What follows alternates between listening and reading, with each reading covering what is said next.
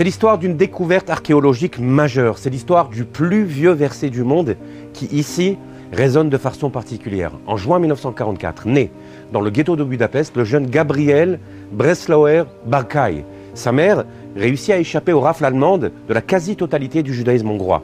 Le père, lui, a été envoyé dans un camp de travaux forcés en Ukraine. À la fin de la guerre, la famille est réunie et le père découvre son fils Gabriel Gabi. Ma mère était prof d'hébreu, raconte Gabi Barkai. D'ailleurs, c'était notamment la prof de la fameuse Hana Senesh. Pourtant, les premiers mots en hébreu dont je me souviens, ce sont ceux de mon père. Le Shabbat, dans la rue, en revenant de la synagogue, mon père récitait et m'apprenait les mots du Birkat Kohanim, la bénédiction des prêtres. Au temple, originellement, les prêtres, les Kohanim, récitaient cette bénédiction pour le peuple et cette formule-là devient la bénédiction par excellence avec laquelle les parents bénissent les enfants. Yevarechecha Adonai veishmerecha, Yaer Adonai panav elecha vichuneka, que l'Éternel te bénisse et te protège, qu'il fasse rayonner sa face sur toi et te soit bienveillant, que l'Éternel porte son regard sur toi et te donne la paix. Dans les années 70, on découvre ici à Jérusalem un cimetière de l'époque du premier temple, c'est l'époque de la Bible. Grosso modo, le 6e siècle avant l'ère chrétienne, c'est la période de la destruction du premier temple en l'an -586. Et qui fait cette découverte et mène les fouilles? C'est notre Gabi Barkai, qui est depuis devenu historien, archéologue et une sommité mondiale concernant la période du premier temple. Où exactement? Sur la colline qui fait face du côté ouest à la vieille ville de Jérusalem et le mont Sion. Entre cette colline et la vieille ville, il y a le Gei Bene Hinnom, la vallée des fils de Hinnom. À quoi ressemblait ce cimetière et qu'est-ce qu'on y trouve? En fait, historiquement, les Juifs n'enterraient pas dans la terre comme on le fait aujourd'hui. Alors comment on enterrait? Eh bien en fait, on taillait des grottes à même la roche et c'est dans ces grottes qu'on enterrait. Comment ça marche? Vous descendez, il y a un plafond évidemment, vous rentrez dans une première salle qui est la salle générale, c'est là qu'on fait le sped, l'oraison funèbre. Puis on rentre dans une deuxième salle où vous avez des lits de pierre, 3 lits en forme de U, ou alors des lits qui sont là côte à côte. Vous avez même un coussin ici où reposera la tête. Autre différence notoire avec ce qu'on connaît, c'est que le mort n'est pas seul. Avec lui, il y a ses objets de valeur, ses bijoux, ses ustensiles. Et puis, on sort, on ferme la porte de la grotte et on revient seulement après 1 an. Pendant ce temps-là, la chair se désintègre et quand on revient, il ne reste que le squelette. Après 1 an, la famille revient, ouvre la grotte, ramasse les ossements pour les déposer dans une espèce de trappe. Ma'asefa en hébreu, dépositoire en français. Cette trappe se trouve en général sous les lits de pierre. Et c'est là l'endroit où enfin repose le défunt qui maintenant libère le lit de pierre pour un autre membre de la famille.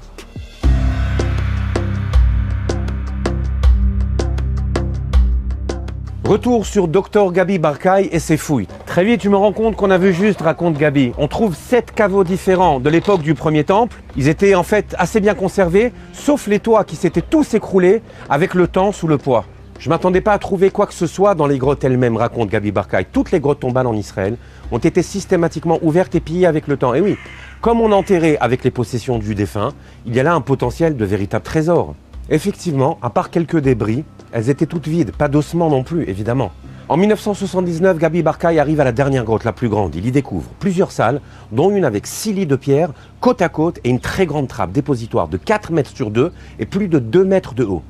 Ce qui m'aidait dans mes fouilles, raconte Barkai, c'était des adolescents qui étaient en atelier d'archéologie. Parmi eux, il y avait un gosse turbulent qui n'arrêtait pas de me taper sur les nerfs.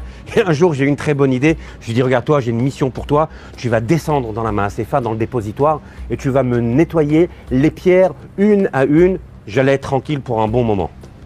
Quelques minutes plus tard seulement, on me tape sur l'épaule, je me retourne, de nouveau lui. Et dans chaque main, il tient un ustensile d'argile. Et là, je manque de m'évanouir. Un coup d'œil suffit pour reconnaître qu'il s'agit d'ustensiles de l'époque du premier temple, intacts, sans une fissure. Mais d'où ça sort? Ah, bah du dépositoire, où vous m'avez envoyé. Mais il y en a plein le sol là-bas. Comment est-ce possible? En fait, suite à un tremblement de terre, une partie du toit en pierre du dépositoire s'est écroulée et a recouvert tout ce qui était déposé, donnant l'impression aux pilleurs que la roche en fait était le sol et que la trappe était donc vide. Les jeunes adolescents archéologues en herbe sont remerciés et à leur place on amène des vrais étudiants en archéologie et ce qu'ils découvrent est un véritable trésor. 1000 objets de l'époque du premier temple, des ustensiles en poterie, des objets d'art, des bijoux, 263 de ces objets sont encore intacts. Des ossements intouchés et conservés depuis près de 2600 ans. Une spécialiste y travaille et des nombres. Pas moins de 95 personnes différentes ayant été enfouies là sur une période de 100 ans au moins, jusqu'au 6e siècle avant l'ère chrétienne. Mais ce n'est pas tout. 45 têtes de flèches, dont certaines tordues. C'était pour la plupart des flèches typiquement babyloniennes. Alors pourquoi certaines étaient tordues?